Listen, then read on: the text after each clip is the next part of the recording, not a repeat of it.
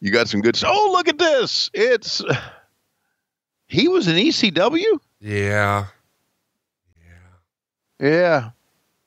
He's thinking the same thing as he's walking in the ring. What? I'm an ECW? Yeah. Well, this is unlike Tommy Rogers that I remember come bopping in, with his shirt off and the bow tie and smiling and giving the fans high fives. And look at this. He's serious. And is he a heel here? This is one of the first times that we had seen him in ECW. He was always used in this type of role. They knew, I think, the first match on the card gets a bad rap amongst smart fans. I feel like a lot of smart fans, quote unquote, smart fans, call this the curtain jerker position and just sort of dump on whoever's out there first. But in a pay-per-view or a live television tape, whatever, it's a big job to be the first guy through the curtain. You're sort of setting the pace and the tone for the whole evening, are you not? Well, that's what the bookers with WCW, the booking committee, if I can use that bullshit term, would always say, let's open up with something hot. Let's open up with something good. Let's open up with that's why we always had luchadors, right? To open things. Right. The fuck. Although I can say my appreciation for Lucha Libre has increased since I've been working for Major League Wrestling, MLW, because I'm seeing what they are now, not what they were back then. So, unfortunately, both of these guys are no longer with us, both Chris Candido and Tommy Rogers. And Candido here, as a reminder, is a part of a faction, sort of, for lack of a better phrase, ECW's Four Horsemen. They're the triple threat, and the leader is Shane Douglas, and the other two members are Bam Bigelow and Chris Candido. And now all of a sudden, Bam Bigelow has found himself in a spot where he is the world champion, and that's created some dissension within the ranks, of course. If you think back to an old Horseman angle, and Sting wanted to be world champion, his ass was out of the Horseman. Sort of the same deal here. You'll see the Roman numeral 3 inside of what looks like a Superman's shield there, tattooed on Candido's left arm. That's for the triple threat. Where's, excuse my ignorance here, but obviously Sonny or Tammy is not in ECW here at this time. Correct. She's probably in the back, blowing some of the guys or something. But no, I don't mean that ugly. That was that was yeah. She's not allowed to appear on camera here just yet. I don't believe. Okay. She's still under contract with WWE. They haven't cut her loose yet. And under the table. Now back to the corner. Bless her heart. Bless her heart. Interesting that as this match develops here, this is not going to be an ECW type match. And what I mean by that is, what do you mean? No tables, no chairs, no gimmicks, just wrestling. Not every match had that. And that it shouldn't have that. You see, it shouldn't have. It should build up to the violence. So again, Paul Heyman, we need to get his ass on the phone. If Vince will let him talk to us and say, Paul, why don't you run wrestling again? You know what the fuck you were doing? Well, because he's making a shit pile of money just coming out and doing the promo once a week. For Brock Lesnar. Yeah, absolutely is. Well, there you go. I just think great minds in wrestling ought to still be in wrestling. I mean, then why did you leave? Because I'm not a great wrestling mind. Oh yeah. Yeah. And because Tony Schiavone did, right? You Schiavone did. Yeah. Yeah. Thank you very much. Fuck. I thought I would lead you in with that because I knew I was going to side headlock takeover. My God. Head scissor, side headlock, head scissor, and there, get out of it. Side headlock, head scissor, do it again 3 times in a row. Oh yeah.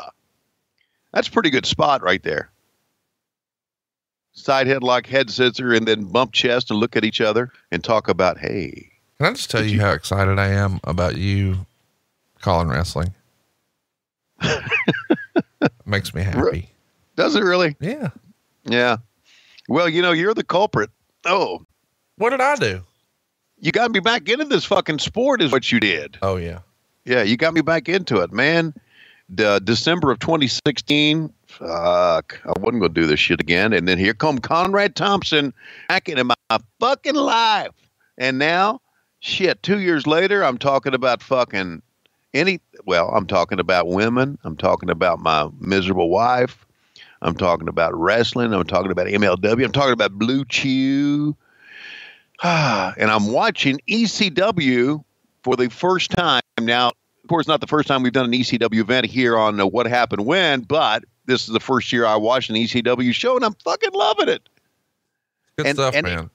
Yeah, and every time we get ready to do an ECW show, the fans just go, oh, you're going to do ECW. And I don't understand why it didn't last. I don't. The fans loved it. They were into it.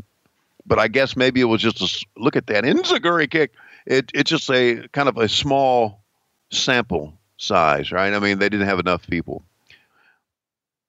that would sustain it. By the way, here's somewhere, I don't know where he would be, but the cameraman Charlie, who's a longtime ECW cameraman, who is also now with us in Major League Wrestling. Charlie, good guy. He's seen it all, man. I love these signs. Who is that? Eric Bischoff is gay. Is that what that sign said? Yeah. I have good authority. That's not true. Yeah, I don't think it's true either. But, wow, Tommy could do some shit. Yeah, right. Yeah, to the nuts. Nothing like a nut shot. Boy, Candido was tremendous.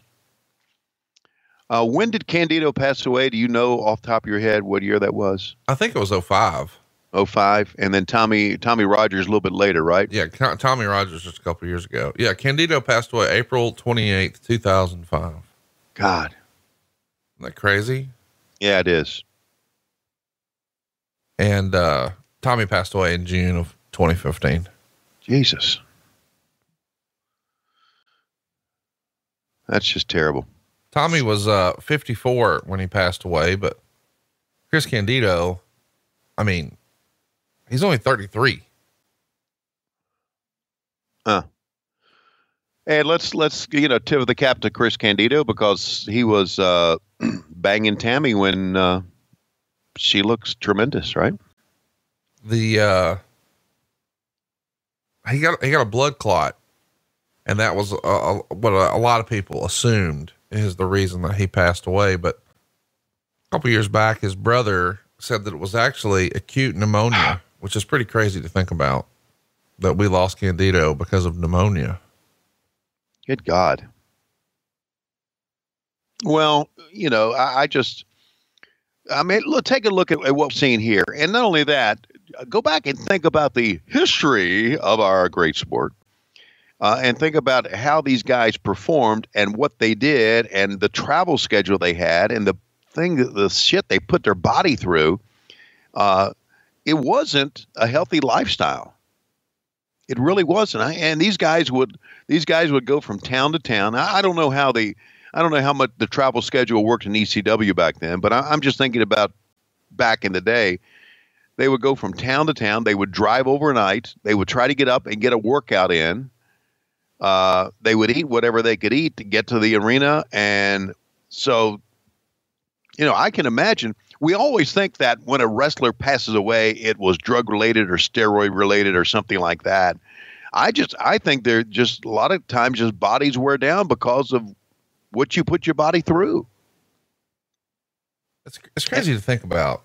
I mean, a guy in this peak physical condition at just 33 years old, pneumonia.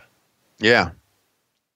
Well, that's a shame, but they're pretty much tearing it up here. It's a hell of a match. I mean, we saw that. Look at that. Wow. What would you call that? That would be a Frankensteiner, maybe, I guess. Well, do the old Vince McMahon. What a maneuver. Do you know when I say maneuver on MLW, Court Bauer doesn't like me to say that. What does Court like? It's a shorter list. I don't know what he likes. He'll produce us at, he'll listen, when you're running the company and you're trying to produce your announcers at the same time, it's kind of difficult to do. I would imagine. I'm not jealous of his job at all. No, man, me neither. Well, look at that. Howard Slam. By the way, MLW in December is coming back to, or is going to Miami. We're 2 days of TV taping, so we'll be doing that again. We were just in Chicago. We were in Chicago, by the way, at Cicero. And Cicero is where those motherfuckers left me back in the 80s. And I went to a diner to call in my radio show at a payphone. And all of a sudden I hang up and I go outside and the car is gone. And they had headed back to Chicago. And thank God for Bruce MacArthur, the general, who said, Schiavone's not here. Where is he? And of course, all those drunk fucking horsemen said, I thought he was here. And they did a U-turn and came back and got me about 20 minutes later. I just thought I would throw that memory out there. Meanwhile, these guys are really tearing it up. Hey, also coming up, a guy who I have tremendous respect for, and I'll be talking about it when he is in the ring because I've really gotten to know him more. Like, oh, look at that. And that's Tommy Dreamer, who I just absolutely fucking love. Without question. Do I say that a lot? Without question. You know, there's another term that I use a lot too. And it's fuck you. Oh, yeah. No, I had a feeling that was coming. No, there's another term that I use too. And my son, Chris, told me, I say this a lot when we're on doing football. And the term is, see what I'm saying? Yep. You do that a lot. That's a good call. See what I'm saying? See what I'm saying? Okay. I didn't know that. Everybody has their go-to thing. Wow. My favorite is, whatchamacallits, Terry Funk. He says, I'll go ahead and the way he says, go ahead, he uses it like a comma, just go ahead. Hey, what is Terry doing now? Does anybody know? He's being old. Well, yeah, I know he's being old and probably being crippled, if I can use that term. No, you can't. You're not allowed to use that term. Okay. And whoa, what? Holy shit. What a superplex. Holy shit. These kids are kicking their ass, man. Anyway, how come when we go out and we do things like, and look, I'm not going to be at WrestleCade, but I've been to WrestleCon. I've been to some autograph signings.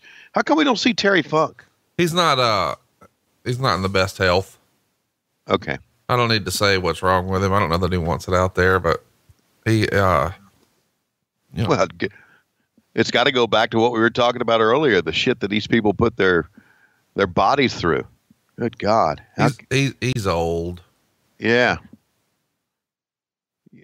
I don't know if you remember recently, it may not have been the last, I think it was the last NFL Hall of Fame induction ceremonies where Mick Tingelhoff, who was the longtime center for the Minnesota Vikings, was inducted into the Hall of Fame.